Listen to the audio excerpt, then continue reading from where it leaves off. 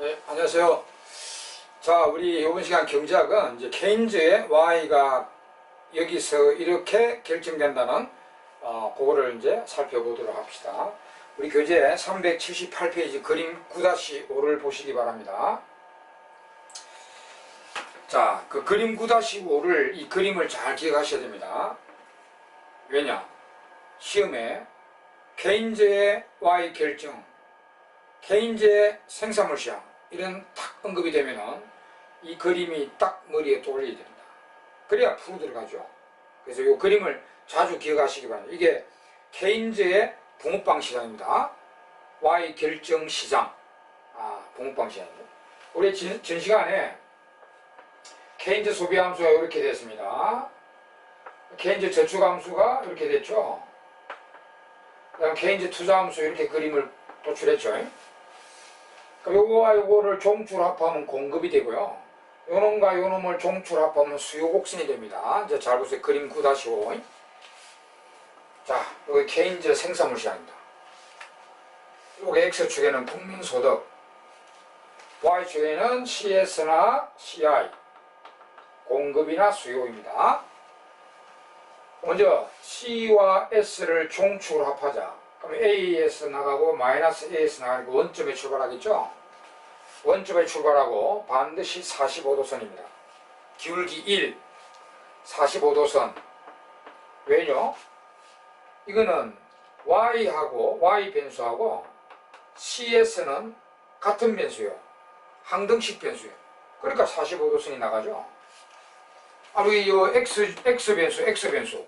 그러면 여기 보세요. 10, 20, 21이 되잖아요. X 같은 변수면 그러면 45도선이 나가죠. 이 관계가. 그래서 오늘 우리 항등식 선으로 반드시 45도 기울기 1을 가지며 이렇게 나타납니다. 이게 이제 붕어빵 공급 곡선입니다. 이 공급은 이제 노자자기 능력이 아니고 좁은 의미의 공급, 진짜 붕어빵 공급 곡선이고요. 그 다음 수요 곡선은 요거하고 요거 더하면 되잖아요.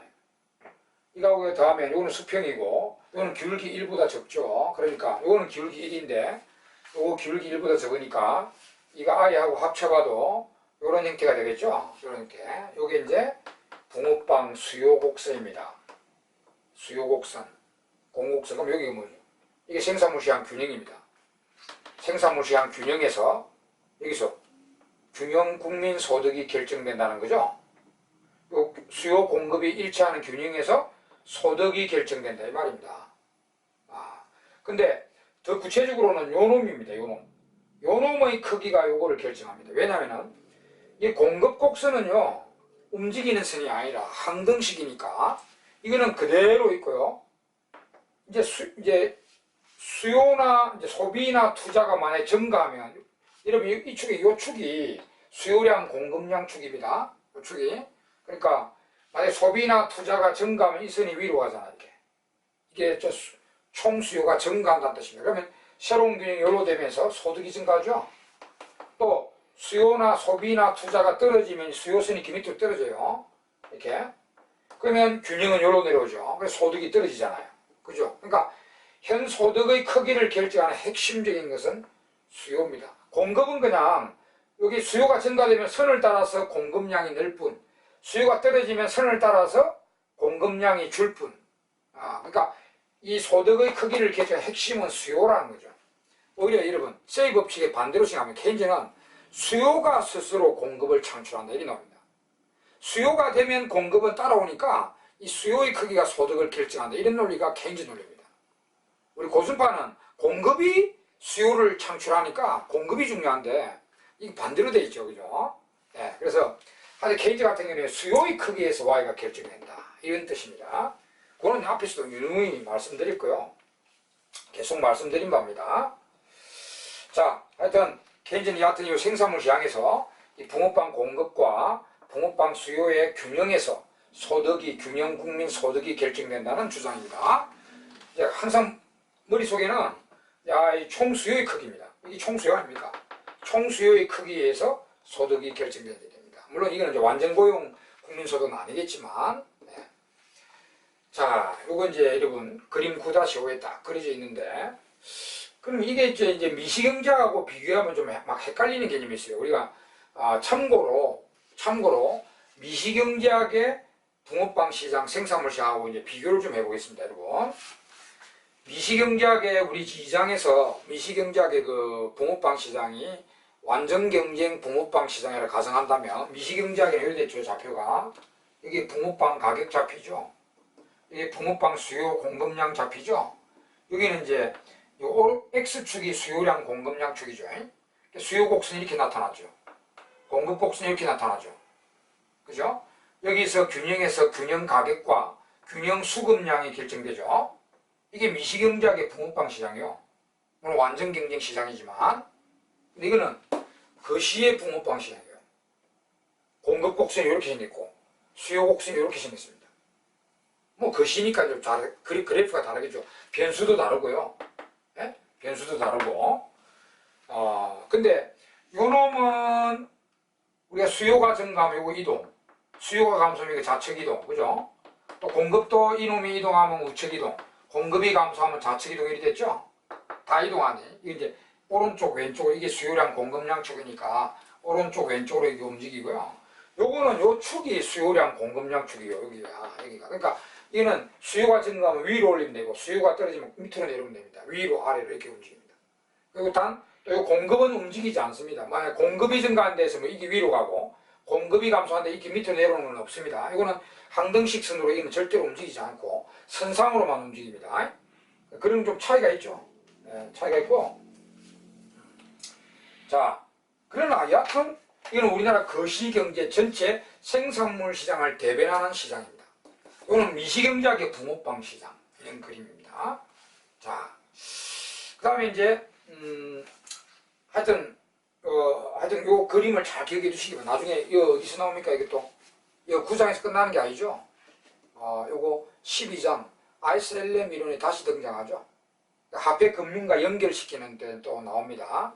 잘 공부해 두시면 잘 기억하시고요. 그 다음에 이제 이런 것도 한번 비교해 볼까요? 우리 미시경제학의 붕어빵 시장은 불균형 때, 그죠? 여기 균형인데 불균형이다. 여기 초과 공급이다. 초과 공급엔 가격 폭락. 여기는 불균형, 초과 수요죠. 가격 폭등으로 왈라스 가격 조절로 균형이 들어가게 하죠. 그럼 이거는 여기 균형인데 수요 공급이 일치된 균형입니다. 그럼 이 오른쪽이나 왼쪽이 불균형이겠죠. 이 오른쪽에서는 여기 높낮이가 공급 수요입니다. 그러니까 여기서는 붕어빵 공급이 이만큼 돼 있는데 수요는 요것밖에 없죠. 그러니까 여기 이제 초과 공급입니다. 초과 공급.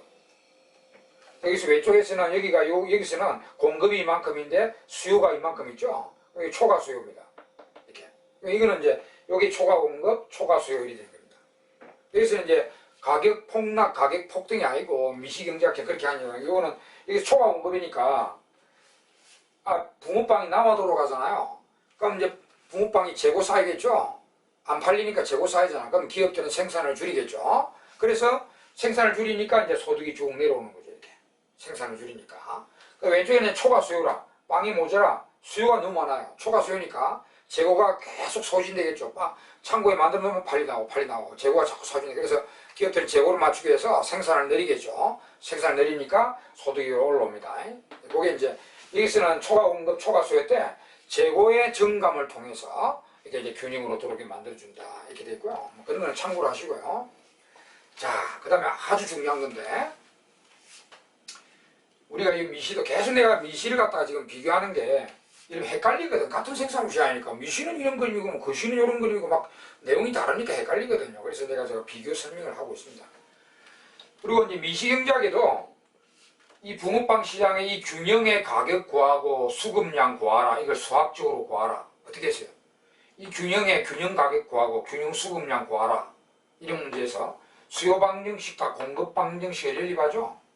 연립하죠. 똑같습니다. 이거는 시험에 잘 나옵니다.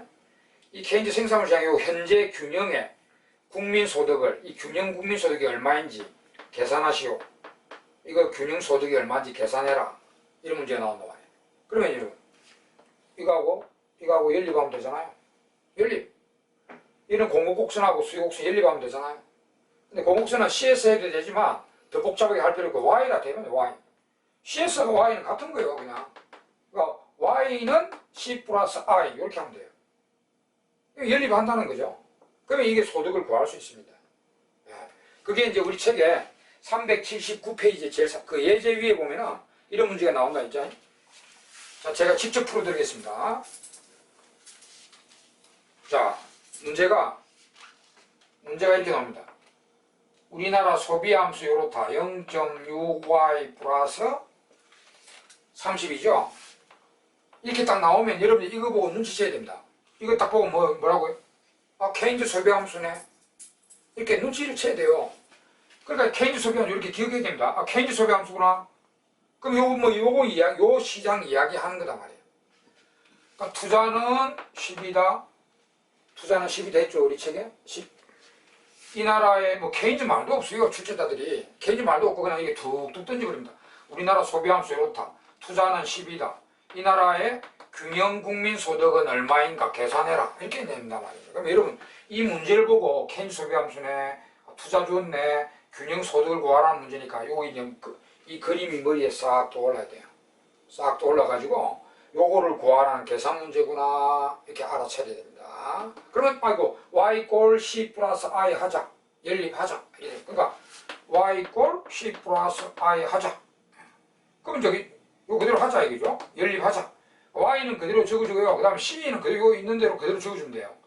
소비는 요 있는 대로 그대로 0.6y 플러스 30 적고요. 그 다음 i 요 11에 하는 얘기죠. 뭐 요 i 적고요. c 여기 i 이 C. 이렇게. 그래가지고, Y로 정리하면 됩니다. Y로 정리. 0.6Y를 왼쪽에 넘겨서 빼면 0.4Y죠? 그 다음에 이 두 개 다 하면 40이죠? 그럼 Y는 얼마죠? Y는 100. 이렇게 답이 나온다는 거죠? 이런 식으로. 이거 구하는 수학 문제입니다, 여러분. 물론 이제 이거 간단한 모델인데, 만약에, 자, 가계, 기업, 정부까지 다 도입됐다 합시다. 그럼 여기, 출제자가 이 데이터가 가계, 기업, 정부, 해외까지 전부 도입되면요. 정부 지출 줄 겁니다. 수출 줄 겁니다. 수입 줄 겁니다. 출제자가 다 줍니다, 이거. 다 주니까 요 준대로 소비, 투자, 정부 지출, 수출, 수입 각각 넣어가지고 이것처럼 Y로 탁 정리해보면 됩니다. 그러면 요거 구하는 문제입니다, 요거. 그리고 여러분, 이미 8장에서 이 식이 뭐라고 했습니까, 여러분? 8장에서 공부했잖아요. 이 식 기억나시죠? 우리나라 GDP 구하는 공식 중에 하나죠? 국민소득 구하는 공식 중에 하나잖아. Y는 CIGX 마이너스 임포트. 이거 구성하고 똑같다는 거죠. 케인즈 생산물 시장 균형 결정하고 똑같은 게 이제 8장에서 이미 배웠습니다. 네, 이거 다 있으면 이거 다 그대로 대입하면 그게 우리 책에 바로 예제에 나와있죠. 신라국해가 나와있죠. 신라국의 그 가계기업 정부 해외까지 다 도입된 모델입니다. 단 그 신라국 그 예제에 있으니까 이런 거 풀어보시되 그거만 조심하세요. 우리 케인즈 소비함수, 저축함수가요. 정부가 개입되면 우리가 조세가 있을 거 아닙니까? 조세가 있으니까 소비나 저축함수가 가처분 소득의 함수로 바뀌어 나옵니다. 그거는 아예 출제자가 그렇게 주게 돼 있어요. 예를 들어서 그 예제 문제와 관련되어 있거든요. 그 앞에 정부가 없는 모델의 케인즈 소비함수 요랬죠. 그냥 CY 플러스 A. 저축도 그냥 SY 마이너스 A 됐죠. 그냥 소득의 함수가 나왔죠. 그럼 조세가 없으면 우리가 소득을 버리면 이만큼 소득 버리면 요 중에 일부는 소비하고 일부는 저축하고 끝난단 말입니다. 근데 정부가 도입돼가 텍스가 도입되면요. 아예 여러분들이 생각할 필요는 없고 이제 판단하면 됩니다. 출제자가 이렇게 주게 돼 있어요. 케인즈 소비함수 이렇게 줍니다. 출제자가 스몰 c 그냥 y가 아니고요. y 빼기 텍스 가로 닫고 플러스 a 이렇게 줍니다. 소비함수를. 그러니까 이게 이제 가처분 소득이랍니다. 이게 우리 책에는 YD라 되어 있는데 디스포즈드 인컴이라 해가지고 소득에다가 조세를 뺀 나머지 이게 가처분 소득인데 그렇게 바뀌게 되어 있습니다. 또 저축도 그려줍니다. 스몰 s 가로 열고 y 빼기 t 가로 닫고 마이너스 a 이렇게 줍니다. 출제자가. 그럼 여러분 요것만 보다가 갑자기 그러다면 여기 무슨 함수지 이렇게 헷갈리면 안 된다는 거죠. 조세가 있는 모델의 소비 저축 함수입니다. 케인즈 소비 저축 함수. 이는 조세가 없는 나라의 소비 저축 함수라고 보면 돼요. 왜냐? 이거 보세요. 조세가 있으면 소득 벌이죠. 제일 먼저 해야 할 작업이 정부한테 텍스를 내야 돼요. 텍스를 내고 이 나머지 이게 가처분 소득이에요. 이 나머지 가처분 소득에서 소비하고 저축을 해야 되거든요. 그러니까 조세가 있으면 반드시 출제자가 소비함수나 저축함수 이렇게 줍니다. 이렇게 주니까 그 Y는 CI C 적을 때요. 요 그대로 적어야 됩니다. C 적을 때 이거 적고 반드시 가로 열고요. Y 빼기 텍스가 얼마라는 걸 반드시 빼야 돼요. 가로 닫고 이런 식으로. 그게 이제 여러분 그거 해보시라고 책에 예제 문제가 바로 나와있죠. 실라고 그거 풀어보시면 됩니다. 아시겠죠? 그것만 조심하시면 되겠죠. 자 이렇게 해서 이제 케인즈의 Y 결정에 대한 수학풀이라든지 이런 게 끝났단 말입니다. 자, 그것이 379페이지까지 내용이 이제 끝났어요. 끝났고, 그다음 그 이제 뒷페이지 넘어가면은 이제 응용이료인데, 인플레이션 갭과 디플레이션 갭 및 개념 및 그에 대한 대체 요거를 요 그림으로 좀 보자 하는데, 이거는 복습 아닙니까? 이거는 복습입니다. 우리가 8장에서 이미 공부한 적 있죠? 8장에서 기억나시죠? 우리 케인즈가 우리나라에 실업이 발생하는 원인이 뭐랬죠? 총수요가 총공급에 미달하기 때문에 실업이 되고 불황이 발생한다 했죠? 이걸 이제 일명 디플레이션이라고 합시다. 물론 디플레이션이란 말은 물가 하락이라는 뜻인데 보통 우리가 불황 때 물가가 내려가거든. 그러니까 불황이라는 말로 대신합니다. 물론 디플레이션이라는 정확한 뜻은 인플레이션의 반대어로 물가 하락이라는 뜻입니다. 디플레이션은. 근데 보통 불황 때 디플레이션을 해요.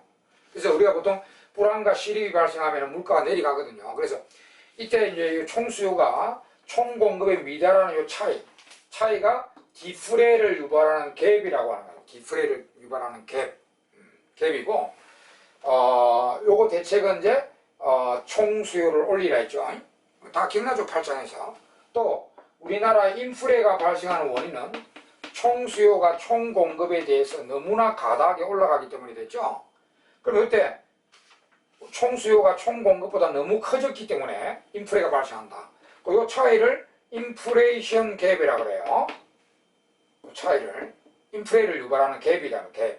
이 차이를. 요거는 디플레를 유발하니까 불황을 유발하니까 이건 디플레이션 갭이라는. 요 대책은 총수요를 증가했고 요 대책은 총수요를 내리랬죠. 그 8장에서 이야기했던 그 내용을 요 지금 우리 케인즈 생산물 시장 이론 그림으로 다시 한번 복습해 보고 있다는 그런 뜻일 뿐입니다. 요 그림으로 다시 한번 요 내용을 케인즈 생산물 시장 그림으로 다시 한번 복습해 보겠다는 그런 뜻입니다. 예. 자, 그래서 이제 요 내용을 복습하듯이 우리 배운 케인즈 생산물 시장 그림으로 그대로 한번 보도록 합시다. 자, 여기 이제 케인즈 생산물 시장 공급, 공급 간단하게 합시다. CS까지만 CI, 수요. 여기 균형이 지금 우연하게 잠재 GDP라 가정합시다. 완전 고용 잠재 GDP입니다. 자, 잠재 GDP. 자, 이거 잠재 GDP가 기준입니다. 수요 공급 일체 요이 소득인데, 이게 잠재 GDP라고 가정해보면, 물론 뭐 케인즈는 항상 그 잠재 GDP가 안 된다고 주장하지만, 하여튼 잠재 GDP라고 기준 잡겠습니다. 그럼 여기서요, 우리나라 여기 총수요입니다. 수요가 소비나 투자가 더 증가됐다 합시다. 이렇게. 이만큼 증가됐다 합시다. 이렇게. 소비나 투자가 이 정도로 증가했다 합시다. 그러면 여기 보면은 실제 균형 GDP는 여기로 올라갔죠? 실제 GDP가 요 놈이죠? 그죠? 실제 GDP가. 그럼 이것도 우리가 8장에서 정의한 것들 다 나오죠? 우리 잠재 GDP 빼기 실제 GDP가 GDP 갭이었죠? 그럼 이거 지금 여기 적잖아. 잠재 GDP가 예를 100이고 실제 GDP가 120이잖아요. 그럼 100 빼기 120은 마이너스 20이죠. 그래서 요 차이가 지금 GDP 갭이네요. 그죠? GDP 갭 마이너스가 발생했죠. 그 우리 GDP 갭이 마이너스면 호황이랬죠? 호황. 당연히 뭐 지금 실제 GDP가 잠재를 초과하잖아. 호황. 그리고 호황이고 이때는 보통 이 변수가 없어서 그렇지 물가가 상승하게 되어 있습니다. 물가가 상승. 그럼 이때 호황을 초래하고 물가를 상승시킨 이유가 뭐냐? 또 실제 GDP를 잠재 GDP보다 커지게 만들었고 GDP 갭이 마이너스가 되게 만든 장본인이 뭐냐? 수요가 너무 올라갔기 때문이죠. 수요가. 이거는 이제 요게 기준입니다.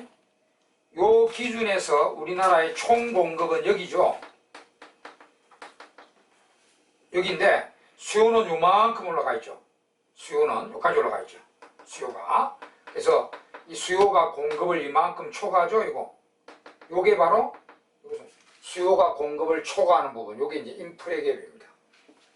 요 그림에 의하면 요 차이가 인플레이션 갭이라고. 그 인플레 갭이 있으면 반드시 이렇게 우리나라 실제가 잠재를 초과하고요. GDP 갭이 마이너스 되면 호황이 됩니다. 그리고 물가가 치솟게 됩니다.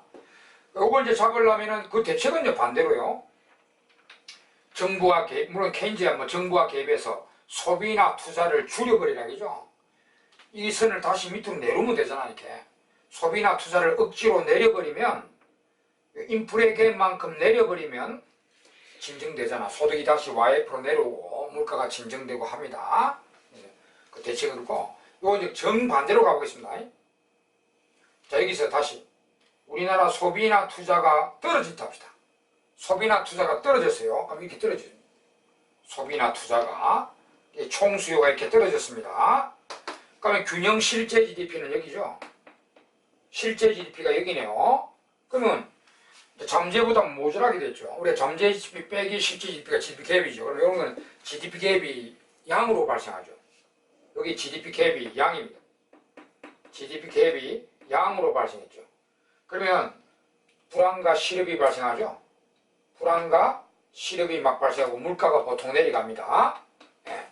이 디플레이를 유발한단 말이죠. 그럼 이렇게 물가 내려가고 불안과 실업이 발생하도록 또 실제가 잠재에 모질하도록 만든 장본인이 뭐냐? 이건 항상 여기서 기준입니다. 완전고용 기준에 공급은 여기인데 수요가 떨어지가 수요가 여기 있죠? 수요가 요것밖에 안 되잖아. 그러니까 공급에 비해서 수요가 이렇게 부족하죠. 그럼 요 차이가 디플레이션 갭입니다. 요게 모질한단 말이에요. 디플레 갭. 요 있죠. 총수요가 총공급에 미달하면 요 차이가 디플레 갭이라 했습니다. 요건 요 그림에 의하면 요게 디플레 갭입니다. 디플레 갭이 있으면 반드시 실제 GDP가 잠재보다 부족합니다. 그리고 GDP 갭이 양으로 발생하고 불황, 실업, 물가 하락이 유발됩니다. 요거 대책은 또 바로 이제 총수요를 올리면 되죠. 정부가 적극 개입해서 소비나 투자가 늘어나게 하면 되죠. 자, 요거는 제가 슬로비드로 보여드릴게요, 여러분. 이거 확 올리는 게 아니라 점점 올린다 봅시다. 보세요. 슬로비드요.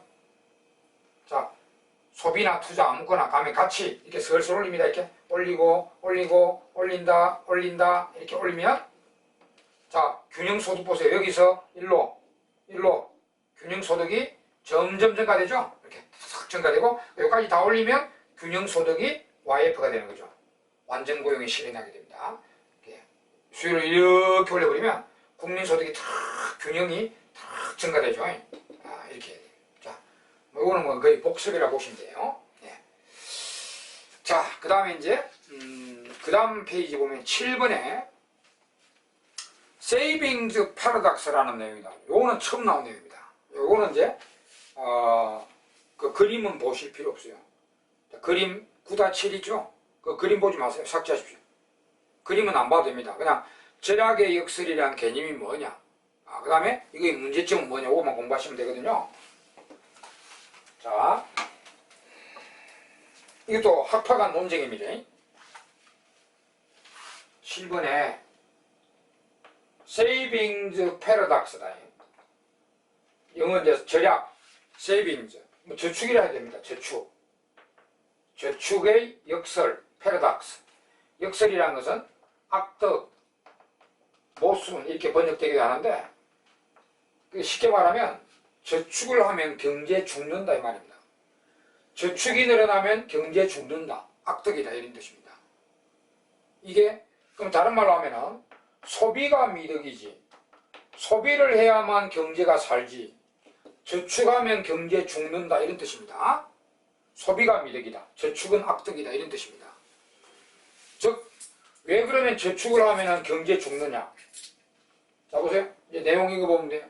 우리가 저축이 늘면, 우리나라 전국적으로 저축이 늘면 소비가 위축되겠죠? 아니, 전국적으로 국민들이 저축을 늘려버리는데 소비가 위축될 거 아닙니까? 소비가 위축되면 소득이 위축되겠죠? 총 수요가 죽는단 말이에요. 저축이 늘면 소비 수요가 위축돼서 물건 안 팔리고 하니까 국민 소득이 떨어져서 경제가 나빠진다는 겁니다. 이 내용이요. 저축 늘어나면 무조건 소비는 위축됩니다. 소비와 저축은 트레이드오프니까 저축이 늘면 소비가 위축돼요. 그래서 소득이 죽습니다. 여기 이제 악덕이다. 저축은 악덕이다. 이런 논리입니다. 소비를 해야 경제 살지. 저축하면 소비가 죽기 때문에 경제 죽는다. 이런 논리입니다. 그럼 여러분, 이건 어느 학파의 주장이에요, 이거? 먼저 한번 겐또 한번 짚으세요, 여러분. 이거 어느 학파의 주장입니까? 수요를 중요시하는 케인즈 학파 주장이겠죠? 여기에 생산물이 아니고 저축은 공급 쪽이 들어가거든요, 공급 쪽이. 근데 이 저축이 늘면 소비 수요가 죽는다. 그래, 경제 죽어버린다. 이 논리입니다. 그래서 소비를 해야만 경제 산다. 이 논리. 이게 케인즈파 생각입니다. 케인즈파 생각입니다. 그리고 당연히 고순파의 세이 법칙을 또 겨냥하고 있습니다. 고의 세이 법칙을 비판하고 있는 내용입니다. 세이의 법칙을 비판하는 내용입니다. 왜? 우리가 세이 법칙은 뭐예요? 공급, 생산물 시장만 좁은 의미면 여기 공급이거든요. 공급인데, 세이 법칙에 하면 공급이 늘면 스스로 수요가 창출된다. 여기 세이 법칙 아닙니까? 근데 이건 정면 반대죠. 저축이 늘면 소비 수요 죽는다. 경제 죽어버린다. 이런 논리죠. 그러니까 여전히 고순파의 세이 법칙을 겨냥하고 이런 내용입니다. 케인즈파 생각이고요. 저축은 악덕이다. 이런 논리입니다. 물론 이런 현상이 일어납니다. 현실에. 진짜 우리나라 저축이 전국적으로 늘어보세요. 소비 죽어가지고 기업들 물건 안 팔리니까 재고 쌓이고 가동률 줄이고 국민소득이 떨어지게 되어 있습니다. 이거 일어납니다. 자, 근데 이제 요 잠깐요. 요 잠깐 우리 미시경제학에 우리 저 1장에서 경제학 기초할 때요. 구승의 오류라는 것을 설명해드린 말이죠. 구승오류. 구승오류가 뭐죠? 경제학은 미시가 있고 거시가 있는데 미시적으로 미덕이라 해서 거시적으로도 무조건 미덕이라고 생각하지 마라. 거시적으로는 악덕이 될 수도 있다. 이런 이야기 한 적이 있죠. 바로 이것이요. 우리의 저축은 개인적으로 무조건 미덕입니다. 한 개인의 저축은 미래생활의 보장으로, 미래가 불확실하잖아. 그럼 미래생활의 보장으로 한 개인의 저축 정대기는 무조건 그 개인한테는 미덕이요. 근데 이런 현상이 나면 우리 거시경제 전적으로는 저축이 늘면 경제 죽어버리죠. 악덕이죠. 그죠? 그래서 이거 구승의 오류에 빠질 수 있는 한 예가 됩니다. 또 요게 구승의 오류의 예가 됩니다. 구승의 오류에 빠질 수 있는 예가 되겠죠? 아니, 저축이 거시적으로 악덕이잖아요. 그 구승의 오류가 뭐죠? 개인적으로 저축이 미덕이니까, 이거 거시적으로도 저축이 되면 무조건 미덕이다. 이렇게 생각하는 게 오류죠. 오류다. 그게 구승의 오류인데, 이런 현상이 일어나니까 저축은 거시적으로 악덕이거든요. 구승의 오류에 빠질 수 있는 예가 됩니다. 그거는 이제 따로 알아두고요. 자, 근데 이 내용의 문제점을 한번 봅니다. 그러면 이 케인즈가 주장하는 이 세이빙 패러닥스는 어느 나라나 절대 불변의 진리적으로 이런 현상이 일어날까요? 아닙니다. 오히려 세이의 법칙이 작동한 나라가 있을 수 있습니다. 세이의 법칙이 작동한 나라가. 그럼 어떤 나라가 세이 법칙이 작동하여 저축이 미덕이 되는가 말이죠. 거시적으로도. 자, 어떤 나라냐면 저축이 늘면 소비는 무조건 죽습니다. 우리가 소비 안 하고 저축을 해주니까. 근데 우리가 저축된 돈이 은행에 들어가서 은행은 뭐합니까? 만약에 그걸 기업의 자금으로 대출이 된다.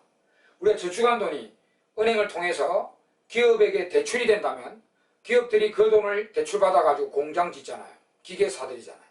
그죠? 그럼 이게 투자로 연결될 수가 있거든요. 예? 저축된 돈이 기업에게 대출돼가지고 기업의 투자로 연결돼 준다면 투자도 수요자잖아요. 투자가 수요잖아요, 여러분. 우리 투자한다는 게 무슨 뜻입니까? 생산자가 기계 사들이고 밀가루 사들이고 공장 짓고 이런 게 투자 아닙니까? 우리 가게가 뭐 사먹는 거는 소비지만 기업이 물건 만들기 위해서 뭐 생산재, 뭐 원료나 뭐 기계나 이런 걸 구입하는 게 투자잖아요. 그러니까 이게 투자도 수요입니다. 가게 소비만 수요가 아니고 투자도 수요도 맞죠? 근데 저축이 되면 소비는 위축되는 거 맞는데 이 돈이 기업에게 연결돼가 기업들이 투자를 내린다면 소득이 다시 올라가서 경제가 살아납니다. 오히려 저축이 미덕이 되게 됩니다. 투자가 관건입니다. 투자가 늘어나준다면 오히려 경제는 삽니다. 미덕이고, 요게 이제 고준파의 주장이죠. 이게 이제 세이 법칙이 일어나는 나라가 됩니다. 세이 법칙이 작동하게 되는 나라죠. 이 투자가 연결되면은 뭐죠? 공급은 스스로 수요를 창출합니다. 소비 수요는 죽죠. 근데 투자 수요가 늘어난다는 거죠. 투자가 기업들의 투자가 늘어난다. 그래서 경기가 산다는 거죠. 그럼 이게 세이 법칙이 작동한답니다. 고준파의 주장처럼 됩니다. 그럼 이리 되면은 저축이 미덕이 되게 됩니다. 그러니까 여러분 이 하얀 거와 노란 거 다 일어날 수 있겠죠. 다 일어납니다. 그러니까 관건은 이 투자입니다. 우리 저축이 됐을 때 이 하얀 거는 무조건 일어나게 돼 있어요. 소비는 무조건 트레이드 오프니까 저축이 늘면 소비가 위축되거든. 그러니까 경제는 무조건 이것만 보면 죽게 돼 있어요. 근데 이 돈이 투자로 연결돼 주는 나라는 나중에는 경제가 더 살아날 수도 있습니다. 오케이. 그렇게 이제 정리를 하시면 되고요. 그러면 이제 상황 이야기합니다. 이 하얀 것만 작동하여 세이빙 패러닥스가 작동하는 나라들은 어떤 상황일까요? 요거는 작동 안 하고요. 하얀 것만 작동하여 경제를 죽여버리는, 저축이 늘었을 때 경제를 더 죽여버리는 이런 상황은 어떤 상황에서 일어날까요? 여러분 메커니즘 생각하지 마시고요. 줄긋기로 집안 줄긋기, 집안 줄긋기를 한번 공부 먼저 해볼까요? 글씨는 그렇게 공부하면 더 효율적입니다. 여러분. 요 케인즈가 주장한 내용이죠. 케인즈파가 주장한 내용이죠. 케인즈파 이론은 앞에서 몇 번 말씀드렸는데 케인즈파 이론은 어느 상황에서 잘 적용된다 그랬죠? 어느 상황에서 잘 적용된다 그랬습니까? 단기, 또 극심한 불황 때 잘 적용됩니다. 그 외에도 있겠지만은 이 내용은 아무래도 단기에는 저축이 들면 소비는 무조건 위축됩니다. 투자로 연결되려면 좀 장기로 가야 돼. 우리가 저축한 돈이 은행을 통해서 기업에게 대출돼가지고 투자로 연결되려면 좀 장기로 가야 돼요. 이거는 단기는 바로 일어납니다. 단기에는 요 현상만 일어납니다. 반대로 요 세이 법칙이 작동하려면 좀 장기여야만 됩니다. 우리 고준파 경제는 장기에 잘 들어맞잖아요. 장기의 경제학. 단기의 경제학은 케인즈 경제학입니다. 그리고 또 불황의 경제학은 케인즈죠. 불황의 경제학은 케인즈, 호황의 경제학은 고준파. 그리고 그래서 단기나 우리나라가 극심한 불황을 겪고 있다. 불황시다. 불황을 겪고 있다면 요거만 작동합니다. 불황 때는 왜 이게 안 일어날까요? 이거는 무조건 당연히 일어나는 거. 저축이 늘면은 그러면 투자가 안 된다는 건데 불황 때는 맞죠? 경제가 불황인데 기업들이 왜 투자를 합니까? 투자를 머뭇거리겠죠. 불황이다. 아니 공장 짓고 이래봐야 뭐 물건이 불황인데 안 팔릴 가능성이 있기 때문에 기업들은 투자를 좀 줄입니다. 불황 때는. 호황 때 막 경제 성장하고 할 때 뭐 기업들이 막 투자를 해야 되지. 불황 때는 기업들이 좀 움츠립니다. 예? 그리고 우리가 저축을 해도 이 돈이 기업에게 연결돼가지고 투자가 안 됩니다. 그래서 극심한 불황 때는 요것만 작동됩니다. 그 다음에 이제 요 세이 법칙이 작동하여 저축이 미덕이 되려면 장기에 가야 되고요. 그 다음에 우리가 호황이거나 우리나라 경제가 호황기 때는요 기업들이 엄청나게 투자를 해야 됩니다. 그리고 기업들이 투자를 하는데 돈이 없단 말이에요. 그러니까 은행 가서 손 벌리겠죠. 그럼 우리가 저축을 해줬으니까 그 돈이 바로바로 기업에게 대출돼 가지고 이렇게 투자가 잘 됩니다. 그리고 막 성장기죠. 우리나라가 막 경제 성장을 엄청나게 하거든요. 이때는요 보통 그 기업들이 투자를 또 엄청나게 합니다. 그래서 보통 기업들은 이제 투자 자금이 부족해지거든요. 그래서 은행 가서 손 빌려가지고 이 투자를 해야 됩니다. 그래서 이런 상황에서는 세이 법칙이 작동하여 저축이 미덕이 되게 됩니다. 자, 이렇게 딱 정리하면 돼요. 그림은 필요 없습니다. 그림은 필요 없고요. 세이 법칙이 작동하냐, 세이빙 패러닥스가 작동하냐, 이런 거 상황 설정 다 공부하시면 되겠죠. 책에 다 설명되어 있잖아요. 그죠? 그렇게 공부하시면 되고. 자, 이거 비슷한 내용으로 이제 우리 책의 캐시 문제, 재미난 캐시 문제 있죠. 고구려국하고 백제국의 이 역사적으로 이게 연결해가고 캐시 문제 한 게 있죠. 그거 풀어보면 재밌습니다. 요 관련된 겁니다. 요 관련된 거니까. 그 해설도 있으니까, 앤서도 있으니까 그거 풀어보시고요. 그 다음에 이제 다음 파트에 넘어가기 전에 우리 책에 보면은 첨고 딱 나오죠, 여러분. 383쪽에 보면은 첨고에 지금 옛날 고준파와 케인즈의 이 두 집안의 이론의 평가라고 딱 정리되어 있죠. 옛날 고준파 이론과 케인즈 이론의 중간 평가, 점검, 어떻게 이 두 집안이 다른지. 앞에서 제가 계속 말씀드렸죠. 옛날 고준파 이론과 케인즈 자신의 이론은 물과 기름입니다. 섞일 수가 없는 이론이에요, 이게. 그러니까 한번 보세요, 여러분. 옛날 고와 케인즈 자신의 이제 제일 앞에 있는 Y 결정설은 이렇게 비교되어 있죠. 지금 하고 있잖아요. 완전히 다르죠. 케인즈는 생산물 시장의 수요에, 물건 사먹는 수요의 크기에 Y 결정된다 했고요. 옛날 고는 약간 정리했지만 노사자기 능력이 결정한다. 노사자기 능력에서 Y가 결정된다. 이렇게 완전히 다르잖아요. 또 이자율 결정은 미리 적어놓은 예습입니다, 이거. 이자율 결정설은 11장에 가서 할 건데 이거 미리 해놓은 거예요. 나중에 예습을 해도 되고 나중에 공부했을 때 또 보면 돼. 이자율 결정도 보면은 11장에서 할 건데요. 물과 기름입니다. 완전히 다른 이론이 나오고. 그 다음에 물가 결정서도 미리 예습을 적어 놓은 거예요. 물가를 올리는 게 원인이 뭐다. 이것도요. 고준파와 케인즈는 완전히 견해가 다릅니다. 그래서 이 Y 결정설은 지금 공부한 걸 복습한 걸 보고 이자율 결정설과 물가 결정설은 미리 예습을 이렇게 적어 놓은 거예요. 나중에 다 공부하게 되어 있는 겁니다. 근데 지금은 제로론법의 적용이 있죠. 적용. 어느 상황에 여기 종합 정리입니다. 어느 상황에서는 고준파 이론이 잘 적용이 되고 어느 상황에서는 케인즈 이론이 잘 적용이 되고 이렇게 비교해놨죠. 이게 줄긋기입니다. 집안들 줄긋기, 줄 세우기 학문이라 했잖아요. 거시경제학이. 이걸 아예 결론부터 줄 세워놓고 공부를 하세요. 그러니까 그게 고준파 이론은 앞으로 고준파, 이거 옛날 고준파든 현대 고준파든 고준파는 공급이 수요를 따르지 못하는 경제, 그러니까 공급이 중요시되는 경제죠. 그 다음에 호황상태, 그 다음에 장기에, 그 다음에 이제 완전고용 경제에서, 그 다음에 시장이 신축주로 잘 돌아가는 경제, 시장이 신인 경제, 이런 상황에서 고준파 이론이 잘 적용됩니다. 그 정반대가 케인즈 이론이죠. 케인즈는 수요가 공급을 따르지 못하는 경제, 수요가 안 따라가는 경제, 그 다음에 불황상태, 그 다음 단기, 불안정 고용 경제에서, 그 다음에 시장이 경직적인 경제, 시장이 경직적이란 말은 시장이 수요 공급이 일치하는데도 보증 능력이 없다. 류마티즘에 걸려있단 말입니다. 시장이 자기 보증 능력이 없다는 경직이다. 이런 경제에서는 케인즈 경제학이 잘 들어맞습니다. 이걸 아예 단어를 딱딱 기억해 두세요. 단어를. 고준파 이론은 요런 상황에서 잘 들어맞는다. 케인즈 이론은 요런 상황에서는 잘 들어맞는다. 이게 미리 알고 앞으로 이제 공부를 잘 할 건데 그런 이론들을 여기다 연결을 탁탁탁 해버립니다. 지금 적용은 다 알아야 됩니다. 자, 그거 알고 가시면 되고. 그 다음에 이제 그 뒤에 남은 파트가 우리 케인즈 이론에서 국민소득의 변화분이 이제 나와 있네요. 자, 그거는 우리 다음 시간에 이제 계속해서 공부하시도록 하겠습니다. 수고하셨습니다.